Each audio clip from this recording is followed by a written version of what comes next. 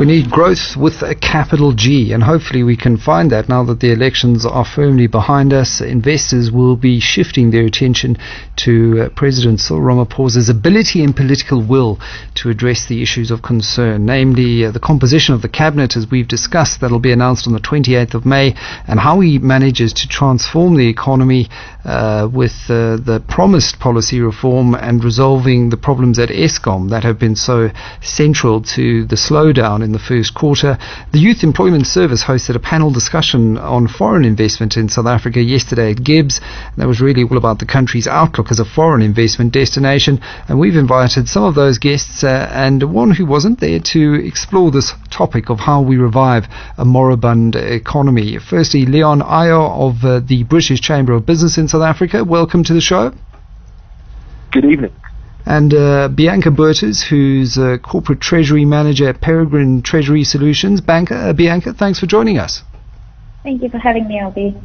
And Busa CEO Tanya Cohen. As always, Tanya, a great pleasure. You weren't there last night, so you're the outlier. Thank you. Good evening to you. Now, Leon, kick us off here. And it was quite noticeable from my perspective that South Africa garnered less global press coverage than we usually do during the election. And to me, it's a worrying sign that South Africa's global significance is waning somewhat. What is the general perception of South Africa from the British business community?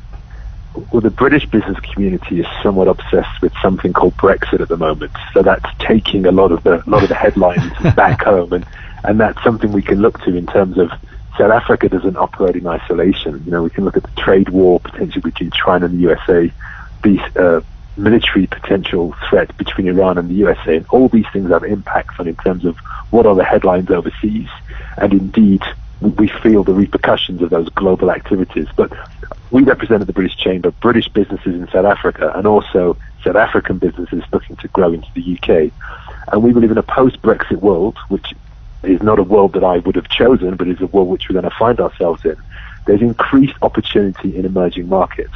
And South Africa is a better-known emerging market. That, you know, Britain has a long history, not always an honourable history, but a long history whereby we have a similar culture, a similar language, a similar time zone. So South African businesses are looking at export opportunities, and UK businesses, once they understand what the post-Brexit world looks like, will look at South Africa with some optimism, because they do believe that the elections were peaceful and President Ramaphosa is the right leader. But there are challenges, and we can talk about mobilization of global talent in terms of visas. I've heard of a company today not being able to relocate here because they couldn't get visas.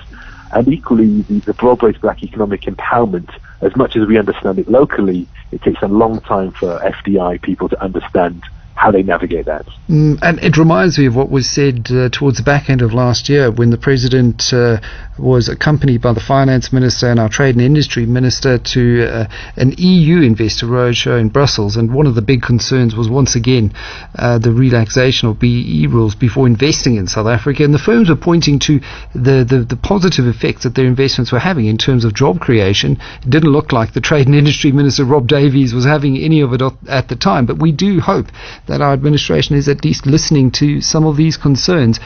Tanya, from Busa's perspective, and I was chatting to Andy Crocker of Astral Foods yesterday, and he just said, get back to basics. They've got an operation in Standerton. It's had Eskom issues over the last 12 months. Now they're dealing with water shedding for a chicken operation. That's just disastrous, as you can imagine. And he's had to implement the national minimum wage at the same time, which they've done, but it's up their costs. What would you like to see from the new administration to revive the South African economy? So we would certainly like to see that the new administration hits the ground running and focuses on a number of key priority areas. So some of those you've touched on. I think getting our state-owned enterprises functioning effectively, ensuring that they're fit for purpose, and that those that aren't critical are no longer a drain on the fiscus is one of the key elements. We need to get our public finances under control. And we really need to focus in on the policy challenges. So you've mentioned visas, for example. I think the black economic empowerment policies, which are not achieving the objectives that they should be doing, because we need to get far more black-owned businesses into the economy. and participating. And there's a host of policy frameworks that really aren't in place and which need a serious look at. So if one considers energy, for example, we've got the IRP, which is the Integrated Resource Plan. It's nearly towards the concluding stages. It's not done yet. But there's a host of other energy policies that actually need to follow. The Integrated Energy Plan, the carbon tax, that we need to understand the tariff structure in terms of energy. So, and it all goes to the supply of energy as well as the cost, because that is a significant challenge in terms of doing business. You're absolutely right about water. It's one of the areas that's coming down the line. But we can point to a number of policy areas across the economy that are really constraining us. So policy is one, and of course implementation is the other. Because if one can't implement speedily, if businesses can't get their licenses, they can't get responses from departments quickly enough, particularly small businesses, it really puts a huge strain on their ability to grow. That was a message that came out of the presidency when Cyril was addressing his supporters as the head of the ANC at the time, but obviously being full well that we do tend to conflate party and state. He was talking about execution in South Africa and the fact that the time for talk is over. He is a man of execution, though. If you read what Tito Mboweni has to say about him at NEC meetings, coming well prepared, reading the minutes, asking all the right questions, we're going to have to see that execution flow through quite quickly now, though. Bianca, from your perspective and from last night's panel, the Yes Initiative is a fantastic initiative, over 18,000 work experiences so far, but the target is 330,000 over 3 years to reach 1 million work experiences, so 10% of the way there, still a long way to go. There's absolutely still a long way to go, and I think some of the key elements that we need to start looking at is how we are addressing especially youth unemployment in South Africa. And some of those issues really stems from the very complex labour legislation that we have in South Africa, taking away the ability for especially small, medium enterprises to respond dynamically in terms of employment, and then also to adapt their businesses in times of economic turmoil as we are experiencing at the moment. South Africa is one of the countries with the highest youth unemployment figure, and in a demographic where the average citizen is 26 years of age, surely that should be inviting foreign direct investment that should lead to job creation. But the key question that we need to be asking is how much of the investment that we are receiving are actually translating into job opportunities, and how sustainable are those job opportunities in the long term. It's one thing supplying a student with an internship or giving him the necessary skills to go to market. It's a completely different thing to actually give him a long-term career where those skills can be applied successfully. And that, that is the number one challenge in South Africa right now, is to increase the participation rate of young South Africans structurally for the stability of the economy. It has to be addressed. It is a longer term issue if you look at skills and the capacity of the education system to produce the requisite skills that we need. I want to, if we can, Leon, come back to the issue of broad-based black economic empowerment. One of the EU proposals was that black ownership requirements be temporarily relaxed for new foreign investors and for further investments by companies already in the country. Is that the sort of innovation that you might be looking at, considering that government is unlikely to roll back the policy now, perhaps make some special concessions for foreign investors? I think that would certainly be helpful, and I just agree with what Tanya and Bianca were saying in terms of the prohibitive legislation makes it very hard for foreigners, be they multinationals such as Rolls-Royce or small, medium enterprises, having to navigate these quite prohibitive labour laws. So we look at the Yes campaign, and to Bianca's point, what is the sustainability of these 18,000 roles that have been created, where we need to be creating 300,000? I think Tashmir Ismail at Yes Initiative is doing a great job at starting, but we need to ensure there is sustainability. From an investment perspective, if you're of a certain scale, to have your ownership at less than 51%, that's going to put off a lot of foreign direct investment. And equally, allied to that is the ability to bring in your own talents. That, should we say, you're an international company, you need to bring your international managers that know the product, know the culture, for them to come in and create, to grow the market and create new roles within that market. And presently, that is very difficult. It can take up to 6 months for a general work permit to arrive. And in that time, the company that's looking to invest in the country could have gone to Nairobi and executed that visa within 2 to 3 weeks. So South Africa has an element of complacency in terms of being the gateway of Africa. I've been here nearly 7 years. I believe in South Africa and I believe in the future. But we are losing out to other African markets as a point of entry. And talking to the youth employment, if we look at the whole scarcity versus abundance and flip it on its head, that youth, mass youth that we have is potentially the biggest consumer market for the next century. So big organizations want to access that market, and we're making it difficult for them to do so. So I do believe, I'm a Remainer, I do believe in what the European Union is suggesting. I think the more ease of allowing foreign direct investment to come in the country will have an important effect on creating jobs and reducing that unemployment aspect. And Tanya, listening to what we've all mentioned so far, the fact is these are largely, and I'm not talking ESCOM or maybe the skills crisis, but the policy issues soluble. These are issues that we, with the right policy and with the stroke of a pen, these are issues we can turn around quite quickly. Visas, for example, would necessitate a really forward-thinking Minister of Home Affairs. What are some of the other key ministries that you hope will emerge in the cabinet reshuffle? We're already expecting a reduced cabinet in terms of size. What would you like to see as business? So I think obviously in terms of the economic cluster, we want to see a structure that is high functioning, that can make quick decisions, and that is obviously working very, very closely with business in the different sectors. Because what we've experienced, I think, in terms of the bloated cabinet of the past is that business is interfacing at a variety of different department levels, and quite frankly, they're falling all over each other.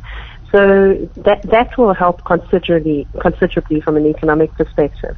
And I want to just pause there, because I think that certainly if we're looking at investment and we're looking at growth and we're looking at employment, is that really has the key to solving a lot of the country's economic challenges. Because if we can get the right caliber of leadership and of staff that are in that economic ministry, I think that's going to set us on the right path.